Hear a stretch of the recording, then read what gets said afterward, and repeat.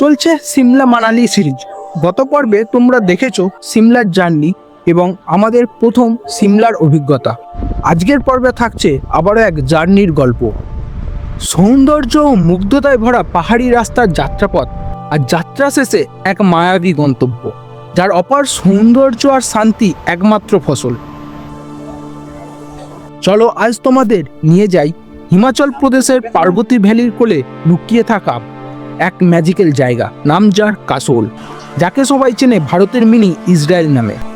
যেখানে আছে একসাথে অবিরাম বয়ে চলা নদীর স্রোত আর দূরে বরফে সাদা চাদরে মরা পাহাড়। যত কাছে আসছি ভিউটা তত এরকম দেখাচ্ছে, পাশ দিয়ে নদী বয়ে। আমাদেরকে আরেকটা জিনিস দেখাচ্ছি, এখান থেকে দেখো, ওই দিকটা তাকিয়ে দেখো। তবে এখানে আসার আগে নিজের মনের সাহসকে যাচাই করার জন্য জীবনের অন্যতম এক ঝুঁকিপূর্ণ কাজ করে ফেললাম। জীবনের প্রথমবার কোনো অ্যাডভেঞ্চার ট্রাই করার ফিলটা কেমন হয় জানো তোমরা?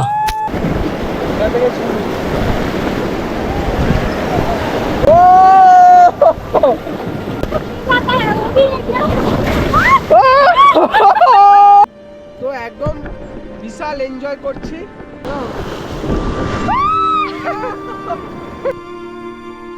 তবে শুরু করা যাক আজকের সিমলা থেকে কাসোলের জার্নির যাত্রাপথ। তো গুড মর্নিং বন্ধুরা, আজকে হচ্ছে 28 তারিখ, 28শে মে। আর আমরা সকালবেলায় রুম থেকে বেরিয়ে পড়েছি 6:30টার দিক করে, একদম 6:30টার দিক করে আমরা দুজন রেডি হয়ে। তো আজকে আমরা চলে যাব সিমলা থেকে কাসোল। আর কাসোল যাওয়ার পথে আমরা মাঝখানে একটা জায়গায় থেমেছি, কারণ গাড়িতে অনেকক্ষণ জার্নি করছি, দুজনেরই দুটো কান পুরো বুজে গেছে, এমন অবস্থা। নাইটটা আমরা কাসোলেই স্টে করব। তারপর এখানে এখন আমরা কাসোল যেতে যেতে যা যা পড়বে সেগুলো সমস্ত কিছু কভার করে কাসোলে পৌঁছে যাব। ওখানে নাইট স্টে করে কাল মর্নিংয়ে আমরা কাসোলের রিভার সাইড ক্যাফের মজা নেব, এনজয় করে তারপর ওখান থেকে বেরিয়ে ডিরেক্ট মানালি। তো চলো বাকি সব কিছু শেয়ার করব। চলো তবে।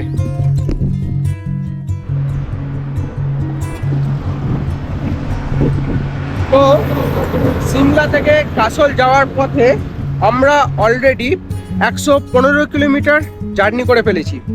আর মাঝখানে ব্রেকফাস্ট করার জন্য আমরা এই রেস্টুরেন্টে থেমেছিলাম, হিল স্টার এসি রেস্টুরেন্ট। তো এখানে ব্রেকফাস্ট করে নিয়েছি। ব্রেকফাস্টে পোহা, লেমন টি আর বাটার টোস্ট খাওয়া দাওয়া করে আবার এখান থেকে আমরা কাসোলের দিকে রওনা দেবো। এখনও মোটামুটি 3 ঘন্টা জার্নি হয়েছে, আর এখনও 3.5 ঘন্টা জার্নি করতে হবে। সিমলা থেকে কাসোলের ডিস্টেন্স হচ্ছে 228-29 কিলোমিটার, প্রায় যেতে সময় লাগে 6 থেকে 7 ঘন্টা। আর সেরকম প্রিপারেশন নিয়েই কিন্তু তোমরা বেরোবে। তবে আমি যেটা বুঝতে পারছি, হিল এরিয়ায়, মানে আমরা তো সমতলের মানুষ, তো যখন হিল এরিয়াতে আসি কিছু কিছু প্রবলেম হয়, মোশন সিকনেস, গা বমি বমি ভাব, সেরকম কিন্তু মেডিসিন তোমরা সাথে রেখো। আর সবসময় ইম্পর্টেন্ট হচ্ছে ওআরএস, সেটা রেখো, কখন কোনটা দরকার পড়বে তুমি নিজেও জানো না। তো এখান থেকে আবার আমরা জার্নি শুরু করব কাসোলের দিকে। তো কাসোল যাওয়ার পথে এইরকম একটা দারুণ সুন্দর টানেল পড়বে, যেটা মান্ডি টানেল বলা হয়। এবার থ্যাঙ্কস গিভিং এর পালা। ধন্যবাদ ট্যুর এক্সপার্টাইজকে আমাদেরকে এত ভালো একটা ট্যুর অর্গানাইজ করে দেওয়ার জন্য। ওদের অনেক রকম প্যাকেজ আছে, standard, deluxe, with food, without food. তোমাদের যেটা দরকার সেরকমভাবে তোমরা কথা বলে নিও, কেমন? দূরের এই পাহাড়ের পাশ দিয়ে বয়ে চলা শান্ত নদী, এই যাত্রাপথের পাহাড়ের সৌন্দর্য আমাকে ভীষণ মুগ্ধ করে। আমার কাছে গন্তব্যের চেয়েও এই যাত্রাপথ, পাহাড়ের বাঁক, যাত্রাপথে ছড়িয়ে থাকা বিভিন্ন রসদ ও তাদের গল্প বড্ড বেশি আকর্ষণ করে। ভাবতে গেলে আমাদের জীবনটাও তো একটা জার্নি, আর সেই জার্নিতেও বিভিন্ন গল্প তৈরি হয়। কিন্তু আমি বলবো তোমরা থেকো শেষ পর্যন্ত।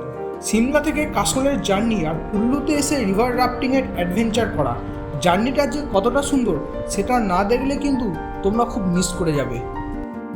তো কাসোল যাওয়ার পথে এরকম একটা রোড তোমরা পাবে সিমলা থেকে কাসোল যাওয়ার পথে। আমার দেখি ভয় লাগছে, আর সব থেকে একটা জিনিস ভাবছি, কিভাবে পাথর কেটে এই রোডটাকে তৈরি করা হয়েছে। দেখো মাথার উপরে খারাপ পাহাড়। সব থেকে তো ভয় লাগবে বর্ষাকালে, তখন প্রচুর বৃষ্টি হবে, তখনই সব থেকে বেশি রিস্ক। আর এইদিকে হচ্ছে নদী, এটা নদী, আর এইদিকে হচ্ছে পাহাড় কেটে কেটে রাস্তা তৈরি করা আছে। আর এই দেখো মাথার উপর পাহাড়গুলো একবার শুধু দেখো।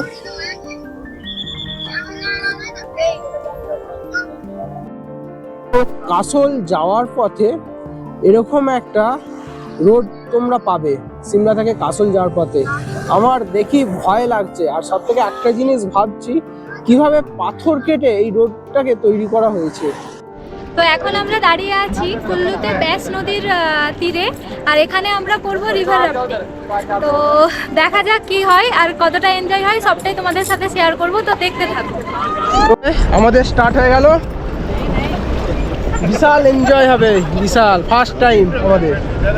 गिर गया कुछ हो गया मेरा like a deepest river. This is very shallow river, not a deep 1 feet 2 feet 3 feet 4 feet, okay, and ऐसे नहीं लपेटना, just hold one D hold, yes। और क्योंकि ये रॉकी रिवर है, अभी मैं ज़्यादा बात नहीं बताऊंगा क्योंकि मेरा टाइम नहीं होता है इतना ज़्यादा। आपका सब सेफ्टी के बारे में बताऊँ तो मेरा 1 घंटा जाएगा यहाँ पर, इतना टाइम नहीं होगा। मैं अपने आप हैंडल करूँगा, आप लोग सिर्फ यहाँ पर गिरने से बचना है, ओके, क्योंकि ये बहुत रॉकी रिवर है, कहीं पर आपका पाँव फंस गया तो टूट भी सकता है, छिल भी सकता है, क्योंकि घसीट भी सकता है, ऐसा वाला रिवर है ये। Water also very fast running water. आप लोग চলো বন্ধুরা, আমাদের শুরু হয়ে গেছে রিভার রাফটিং। River rafting. ও লহর আসছে, প্রচন্ড জোরে জোরে ঢেউ আসছে।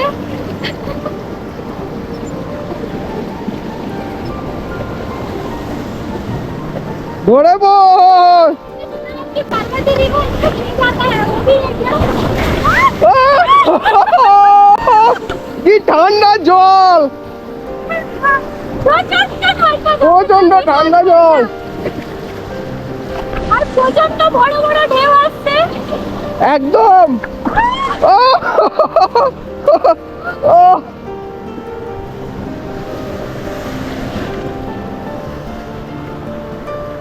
তো এগুলো এক বিশেষ ধরনের অ্যাডভেঞ্চার, আমার মনে হয় বাইরে আসলে এগুলো করা উচিত। একদমই একদমই তাই। জলটা এত বেশি ঠান্ডা যে আমাদের যে কোনো সময় ব্লাড সার্কুলেশন হাই হয়ে যেতে পারে, যেটা আমাদের পাইলট দাদা অলরেডি আমাদের জানিয়ে দিয়েছেন। এখন আমরা পার্বতী আর ব্যাস রিভার দুজনের এতে মিলিত স্থানেই আছি। এর যে সঙ্গম স্থান সেটা অনেকটা ওপরে, আর এখন আমরা নিচের দিকে আছি। তো একদম বিশাল এনজয় করছি, ঠিক আছে। এখন এই মুহূর্তে এখানে ঢেউটা শান্ত আছে, তো আস্তে আস্তে আমরা এগিয়ে যাচ্ছি। কারণ ঢেউ যত বেশি হবে আমরা হয়তো এতটা ভালোভাবে ভিডিও নিতে পারবো না, কারণ একটু রিস্কি আছে ব্যাপারটা, পড়ে যাওয়ার চান্স থাকবে, যেটা মানে পড়ে না যায় তার জন্য সেটা আমাদেরকেই সতর্ক থাকতে হবে। সেক্ষেত্রে পাইলট কিছু করতে পারবে না, উনি বারবার ধরে বলে দিয়েছেন যে ওনাকে কোঅপারেট করতে হবে। তাই জন্য ভিডিও আমরা যতটুকুনি পারবো নেওয়ার চেষ্টা করব। ভিডিওটা কিন্তু আমরা খুব রিস্কের মাধ্যমে নিচ্ছি ভিডিওটা, একদমই তাই, তোমরা সবকিছু দেখতে পারো, যাতে তোমরা দেখতে পারো, আর আমাদের ভিডিও দেখে যদিও তোমাদের ভালো লাগে তোমরাও অবশ্যই এসো। আর যেটা করা ঠিক হবে, যেটা করা ঠিক হবে না, আমরা সব কিছুই আপনাদের সাথে শেয়ার করব। এখন আবার অলরেডি আবার চলে আসছে ঢেউ, বড় বড় ঢেউ আসছে একদম। ঠিক আছে, আবার বড় বড় ঢেউ আসছে।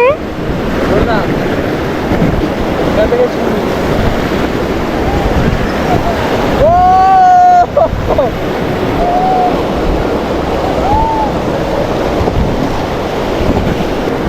ভীষণ ভীষণ সুন্দর একটা মানে নাজারা, কি বলবো আর, মানে ভীষণ ভালো লাগছে, ভীষণ ভালো লাগছে।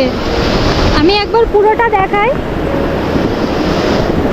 ইনি আমাদের পাইলট দাদা আছেন। আসছে আসছে আসছে, এই দেখুন কত বড় বড় লেহের আসছে।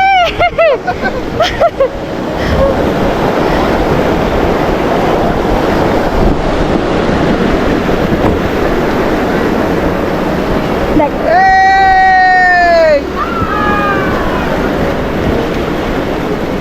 সেই মজা। হাই।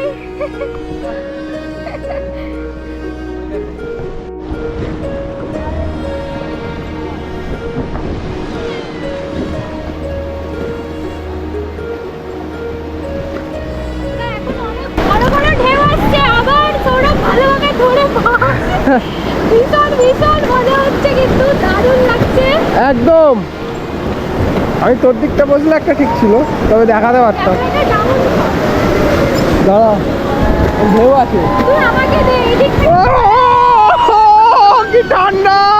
ছাড়াই চলবে না, যে কোনো মুহূর্তে আমরা মানে পড়ে যাওয়ার চান্স আছে যে কোনো মুহূর্তে, তাই একদমই ছাড়া চলবে না। চলে চারিদিকে পাহাড়ের মাঝখানে নদী বয়ে চলেছে। আর নাজারাটা শুধু দেখো একবার। ও আবার একটা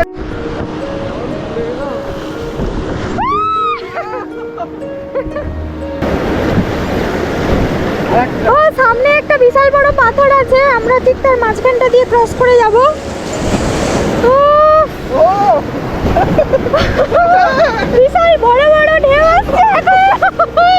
আর জলটা এত বেশি ঠান্ডা, গায়ে আসলে পুরো একদম চেক করে উঠছে। কারণ আমরা এতদিন গরমের মধ্যে থেকে এসেছি, হঠাৎ করে ঠান্ডা জায়গায় এসে বাট প্রচন্ড প্রচন্ড মজা হচ্ছে। তবে হ্যাঁ, মজা হচ্ছে। আমি বলবো গ্রুপে থাকলে আরো বেশি মজা হবে। তো তোমরা সব সময় মানে চেষ্টা করবে গ্রুপের সাথে আসার, বাট আমাদের এটা কোনো গ্রুপ নেই, আমরা যেহেতু দুজনেই এসেছি তাই আমরা দুজনেই এটা করলাম। নেক্সট টাইম আমরাও গ্রুপের সাথে করব। আর এই রিভার রাফটিং এর সমস্ত ডিটেলস আমি তোমাদেরকে জানিয়ে দেবো, যে এটা কোথা থেকে বুক করবে, হ্যাঁ কিভাবে করবে, সমস্ত কিছু জানিয়ে দেবো। দারুণ সুন্দর কিন্তু জায়গাটা। ও আবার একটা বড় বড় ঢেউ আসছে। এই, এই, এই, এই,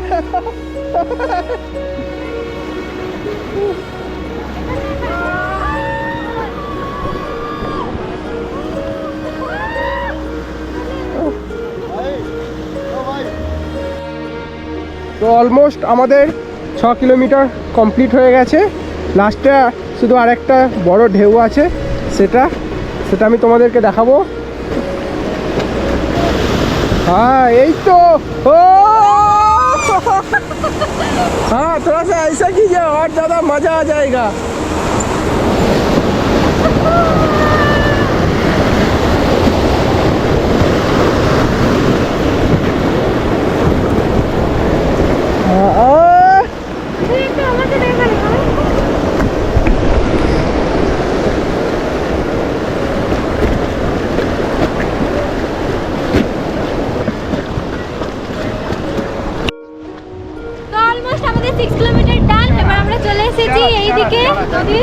आराम से निकल लोगे 1 by 1।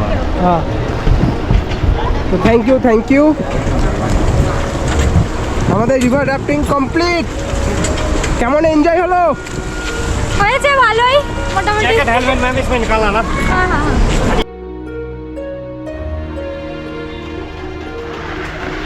जैकेट हेलमेट डाल दो इसमें सर।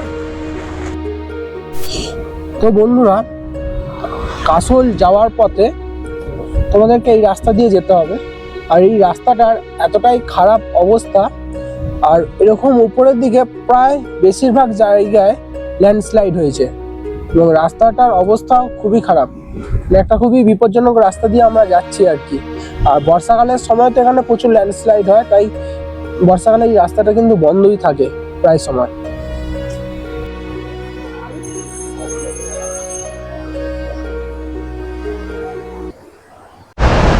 তো হাই বন্ধুরা, এখন ঘড়ির কাঁটাতে বাজে 4:30, আর আমি এখন এই মুহূর্তে প্রায় 230 কিলোমিটার 6 থেকে 7 ঘন্টা জার্নি করে চলে এসেছি কাসল। সিমলা থেকে কাসল আসার পথে রাস্তাটা এত জঘন্য, এত খারাপ অবস্থা, মানে আমি তোমাদেরকে কি বলবো। কিন্তু এখানে আসার পর এই যে রাস্তা খারাপের জন্য মনটাই খারাপ হয়ে থাকবে, এখানে কাসলে আসার পর সেটা ভালো হয়ে যাবে। সেই মনটা কেন ভালো হবে সেইটা আমি তোমাদেরকে এবার দেখাই।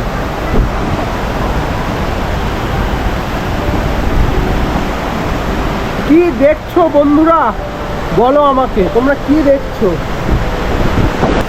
কাসলের শুধু ম্যাজিক্যাল ভিউটা দেখো একবার, ছবির মতো পরিষ্কার।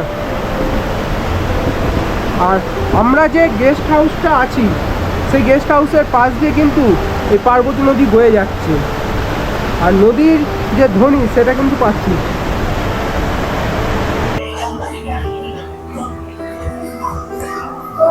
বন্ধুরা, এখন আমরা চলে এসেছি কাসলে। আমরা ওই 4:45 ঠিক করে এসে পৌঁছেছি। আর এখন দুজনে একটু ফ্রেশ হয়ে বেরিয়ে গেছি কাসল মার্কেট ঘোরার জন্য।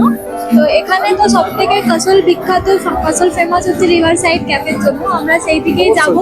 আর তার আগে একটুখানি কাসল মার্কেটটা ঘুরে দেখবো। আসলে লোকাল মার্কেট, সাইড পয়েন্ট এবং যে যে জিনিসগুলো আছে সেগুলো আমরা ঘুরে দেখবো আশপাশ।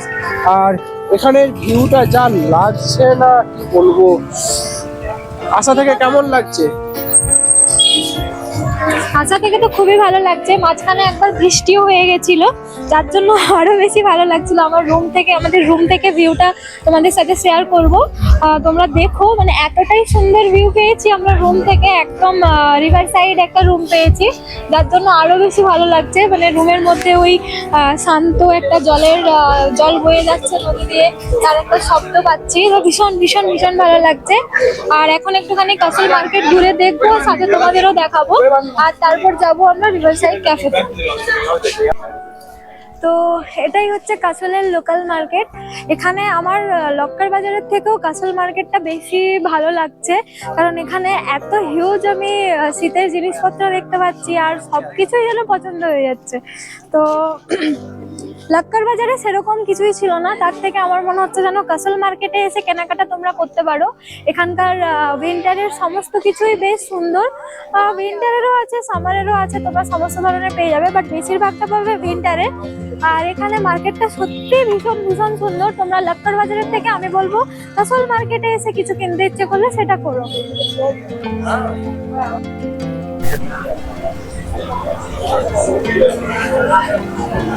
না। তো আমরা এখানে এসে এই দোকানগুলো থেকে মোমো খেলাম। এখানে মোমোটা খুব বেশি কস্টলি, টেস্ট হিসেবে খুবই ভালো, কিন্তু ভীষণ কস্টলি। আমরা এক প্লেট চিকেন মোমো নিয়েছিলাম, 10 পিস ছিল, তো প্রায় 140 টাকা মতো দাম নিল। আর সাথে মাটন মোমো আছে, ফ্রাইড মোমো আছে, সমস্ত ধরনের তোমরা পেয়ে যাবে ভেজ নন ভেজের মধ্যে। এখানকার মোমো তো অবভিয়াসলি খেতে অনেকটাই ভালো হবে। আর এই দেখো, আমি তোমাদের একটা জিনিস দেখাই। এটা হচ্ছে যে পার্বতী রিভার, আর আমাদের রুমটা ঠিক এখান থেকে দেখা যাচ্ছে। ওই হোটেল কৃষ্ণা প্যালেস বলে লেখা আছে, মানে ওখানেই আমরা স্টে করেছি। মানে ভীষণ ভালো লোকেশনে আমরা হোটেলটা পেয়েছি। যে এজেন্টের থ্রুতে আমরা এসেছি, উনি খুব ভালো লোকেশন আমাদেরকে চয়েস করে দিয়েছেন। তো এটা ভীষণই ভালো লেগেছে আমাদের। আমাদেরকে আরেকটা জিনিস দেখাচ্ছি, এখান থেকে দেখো, ওদিকটা তাকিয়ে দেখো। ওখানে অ্যাকচুয়ালি আমরা যেই দুটো পাহাড়ের মাঝখানে আছি, তার ঠিক পিছনের পাহাড়টাই বরফে একদম মোড়া আছে, পুরো মনে হচ্ছে যেন সাদা চাদরে মোড়া পাহাড়। মানে ভীষণ ভালো লাগছে, ঠিক যেমন কাঞ্চনজঙ্ঘার একটা ভিউ পাওয়া যায় না, এখান থেকে ওই পাহাড়টাকে দেখে একদম সেই ফিলিংসটা আসছে। মানে ভীষণই ভালো লাগছে। খিদে পাচ্ছিল, সেই কারণে সেগুলোটা নিয়ে যাচ্ছে।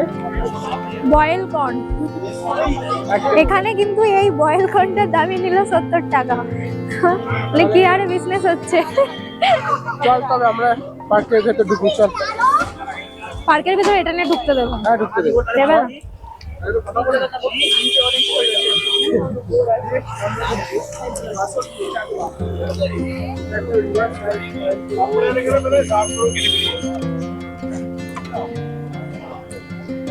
এখান থেকে টিকিট কাটতে হবে পার পার্সন। তো আমরা এখন এই মুহূর্তে কাসল পার্কের ভেতরে আছি। আর কাসল পার্কের ভেতরে ঢুকে ভিউটা জাস্ট এই রকম।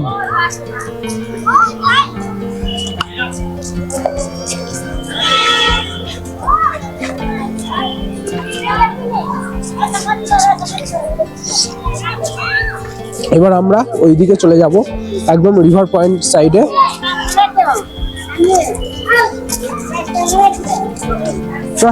কেমন লাগছে খেতে? হেভি লাগছে। ওকে দিনই বলে জিজ্ঞাসা করছে কেমন লাগছে খেতে। খোলো তো দেখো বন্ধুরা, এখন আমি যে জায়গাতে দাঁড়িয়ে আছি, এখানে অ্যাকচুয়ালি এসে শুধুমাত্র তোমাকে অনুভব করতে হবে, আর কিছুই না। শুধু ফিল করাটাই হচ্ছে মেন ব্যাপার। আমি মুখে যতই বলি তোমরা কেউ বুঝতে পারবে না, মানে এটা ভাষা দিয়ে প্রকাশ করার মতো দৃশ্য না। এবার দেখো দৃশ্যটা কি দেখাতে চলেছে। এই হচ্ছে পার্বতী রিভার, যেটা কাসলে বয়ে চলেছে কাসলের মধ্যে দিয়ে। আর এত শান্ত পরিবেশ, শুধু জলের শব্দ, শুধু জলের শব্দ, মানে এটা শুধু উপভোগ করতে হবে।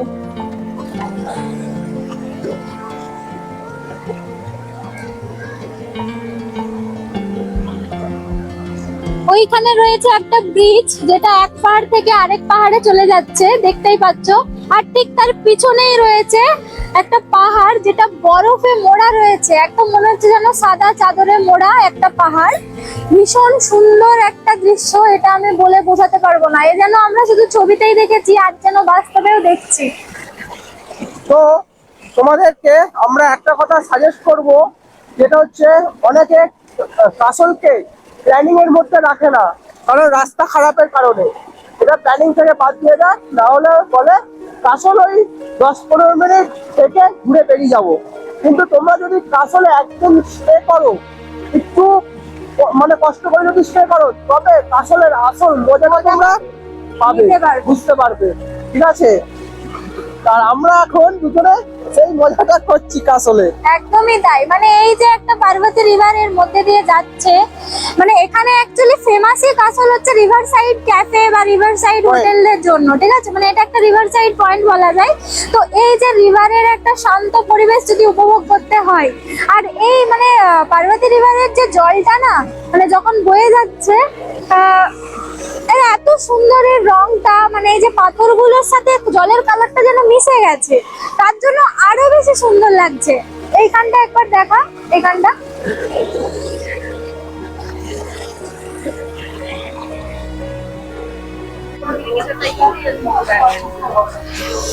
তো সুস্মিতা দেখছে এই কাসলের লোকাল মার্কেট থেকে কি কেনা যেতে পারে।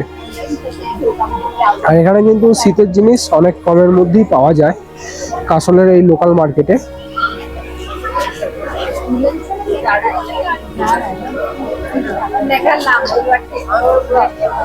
কিছু খুঁজে পেলি?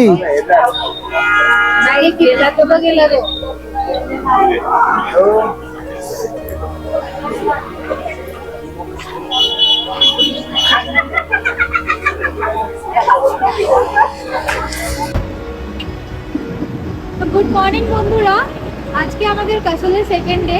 আমরা সকালে ব্রেকফাস্ট করছি, আর ব্রেকফাস্ট করার পর আমরা বেরিয়ে যাব মণিকরণের উদ্দেশ্যে। আর এই যে ব্রেকফাস্ট করছি এখানে, তোমরা দেখতেই পাচ্ছ পাশ দিয়ে আমাদের পার্বতী রিভার বয়ে চলেছে। তো এই যে একটা মজা, মানে এটা কাসল ছাড়া আর অন্য কোথাও পাবে না তোমরা। এই যে নদীর ধারে বসে বসে একটা ঠান্ডা ওয়েদারের মধ্যে এই যে ব্রেকফাস্ট করাটা, এর মজাটাই অন্যরকম, এর এক আলাদাই অনুভূতি। কেমন লাগছে তোমরা? দারুণ দারুণ লাগছে। আমরা দুজন রেডি হয়ে গেছি, রেডি হয়ে ব্রেকফাস্ট করে আমরা এখন বেরিয়ে যাচ্ছি মণিকরণের উদ্দেশ্যে। ওখানে গিয়ে তোমাদের সাথে দেখা হবে। চলো। शाम को हो गया था मैम आपको खाएगा 16 का हाँ, वो तो हो गया। वहाँ पे हमें ब्रेकफास्ट करना था, वो हमारा मन अच्छा अच्छा अच्छा তো কাসল থেকে মণিকরণ যাওয়ার পথে যে রোডটা পড়বে সেটা আমি তোমাদেরকে দেখাই। কিরকম খতরনাক রোড।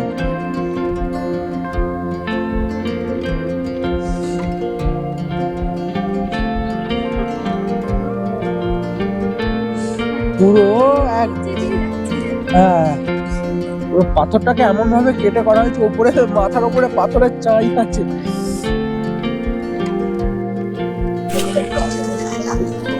মণিকরণ যাওয়ার পথে এই যে সিঁড়ির রাস্তাটা নিচে দিক দিয়ে চলে যাচ্ছে, এই রাস্তাটা হচ্ছে শর্টকাট রাস্তা।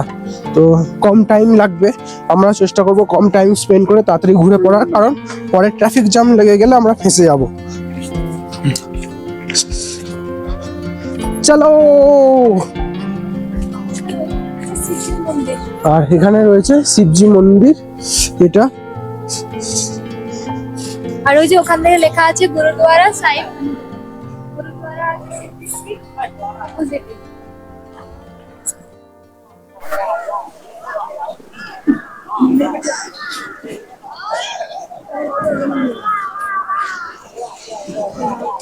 এই যে সোজাই দেখতে পাচ্ছ তোমরা যে সাদা বিল্ডিংটা, এটা হচ্ছে গুরুদুয়ারা মণিকরণের। আর এই যে এইদিকে আছে এটা হচ্ছে হট স্প্রিং। Hot spring. একদম দেখো কিভাবে মানে ধোঁয়া উঠছে। মানে কথায় আছে যে এই হট স্প্রিং মানে এখানে প্রসাদ যে এ করা হয়, রেডি করা হয়, সেটা আগুন দিয়ে রেডি করার দরকার হয় না। আমরা যেমন আগুনের চুলা দিয়ে করি, এখানে এই হট স্প্রিং দিয়েই হচ্ছে কিন্তু প্রসাদ বানানো হয়। মানে হট স্প্রিং এর মাধ্যমেই প্রসাদ রান্না করা হয়। তো মানে ভিউটা একবার দেখো, একদম ধোঁয়া উঠছে। আর এইখানটা বিখ্যাত এই জিনিসটা। আর এর একটা ইতিহাস আছে যেটা আমি তোমাদেরকে বলবো।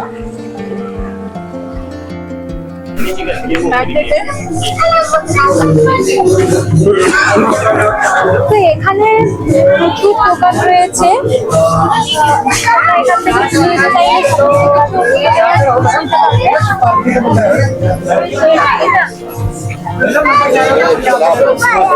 আর এই হচ্ছে সেই পুরো মন্দিরটাই, মূল যে প্রধান যে দরজাটা আছে পুরোটাই কিন্তু কাঠের কারুকাজ করা। কাঠ আর পাথর, মাঝখানে কিন্তু পাথর আছে। মম্মি হর হর মহাদেব। তো বন্ধুরা, আমি এখন চলে এসেছি মণিকরণে, আর মূল মন্দিরে এবার প্রবেশ করছি। তোমরা আমার সাথে এসো, তোমাদেরকে দেখাচ্ছি মণিকরণে সেই বিখ্যাত হট স্প্রিং।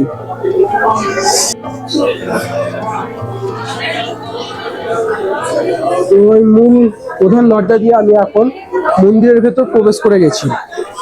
সামনেই রয়েছে মহাদেবের নটরাজ মূর্তি। তো এই জায়গাটা বিশেষ বিশেষ জনপ্রিয় একটা জায়গা, এবং পৌরাণিক মতে বলা হয় এই জায়গায় নাকি শিবজির তৃতীয় নেত্র খুলেছিল। তোমাদেরকে আমি গল্পটা জাস্ট কিছুটা বলে দিই।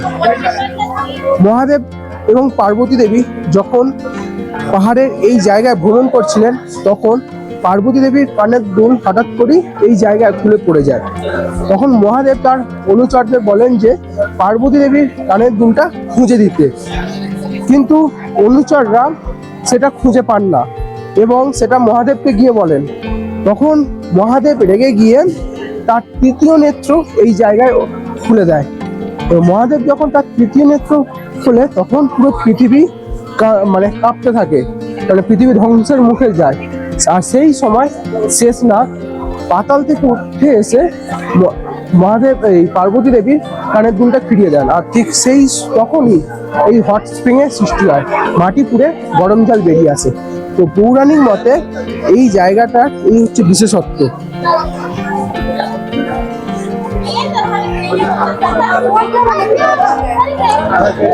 আর এই হট স্প্রিং যার এই জলটার টেম্পারেচার থাকে 88 থেকে 94 ডিগ্রি সেলসিয়াস পর্যন্ত।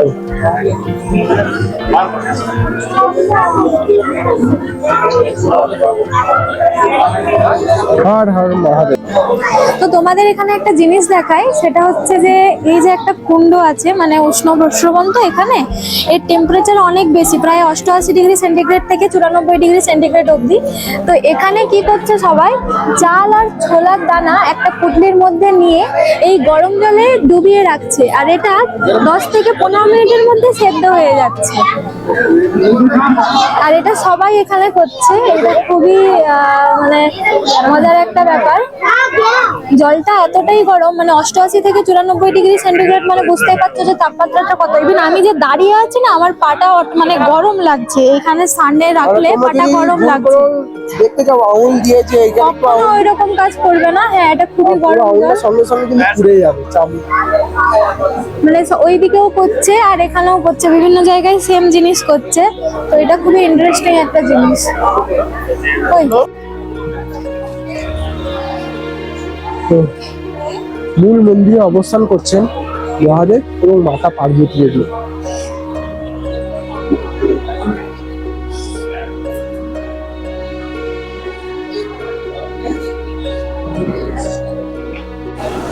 তো বন্ধুরা, প্রকৃতির কি আশ্চর্য সৃষ্টি। পাশ দিয়ে আমি যে রিভারটা তোমাদেরকে দেখাচ্ছি, এটা হচ্ছে পার্বতী রিভার। পুরো বরফ গলা একদম ঠান্ডা জল বয়ে যাচ্ছে, আর তার পাশেই রয়েছে গরম জল, হট স্প্রিং, যেটা তাপমাত্রা 88 থেকে 94 ডিগ্রি সেলসিয়াস, আর দুটো একসাথে রয়েছে। তো যেটা দেখলে আমাদের অবাক হতে বাধ্য।